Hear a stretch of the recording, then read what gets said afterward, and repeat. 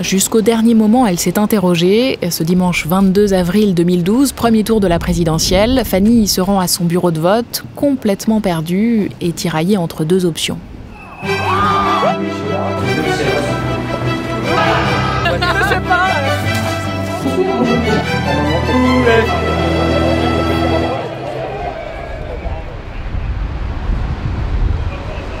Le fait que Mélenchon soit devant Le Pen, pour moi, c'est un truc énorme. Depuis 2 élections présidentielles, c'est quand même... Ce serait énorme, voilà, ce serait un truc énorme.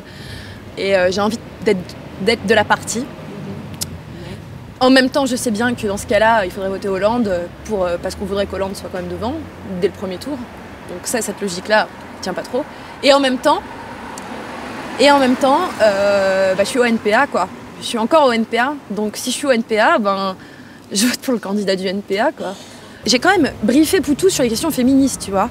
Du coup, je me dis, si j'ai briefé Poutou, mais tout s'auto-alimente. Si j'ai briefé Poutou sur les questions féministes, logiquement, je devrais voter Poutou parce que je vais pas quand même voter Mélenchon alors que j'ai briefé Poutou, tu vois. En même temps, au moment où je briefais Poutou, je faisais pas non plus la campagne parce que je suis en thèse et que je bosse et que de toute façon, je fais pas la campagne.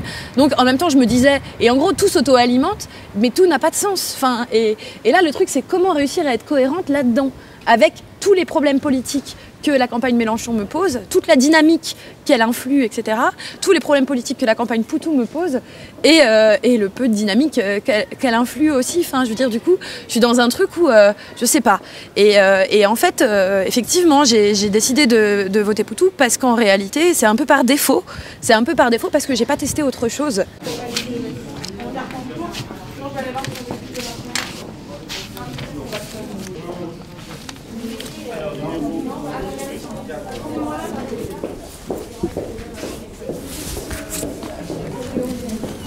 Jeanne fait partie de ceux qui ont activement fait campagne pour Philippe Poutou, mais elle reste optimiste malgré les faibles intentions de vote pour son candidat.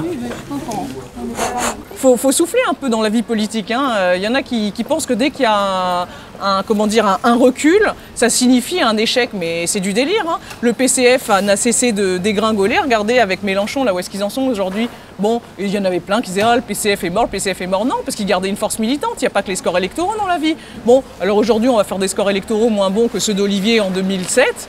Mais alors, la belle affaire, on a réussi justement à faire connaître un autre camarade qui porte nos idées, qui gagne de la sympathie. Tout ça, c'est autant de choses qui sont acquises pour la suite.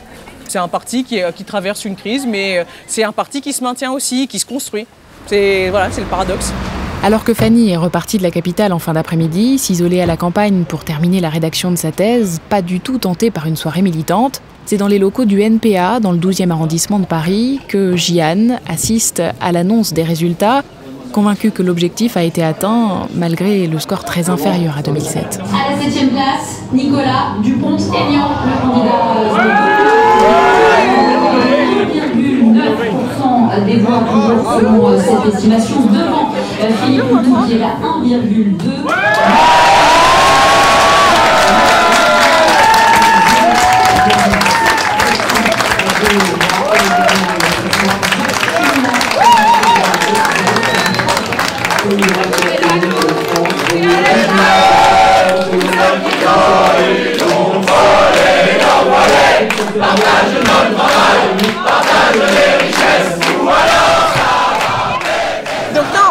Moi, j'attendais pas du NPA, la grande alliance fourre-tout à la gauche du PS. Moi, j'attendais du NPA, qui sont un parti révolutionnaire.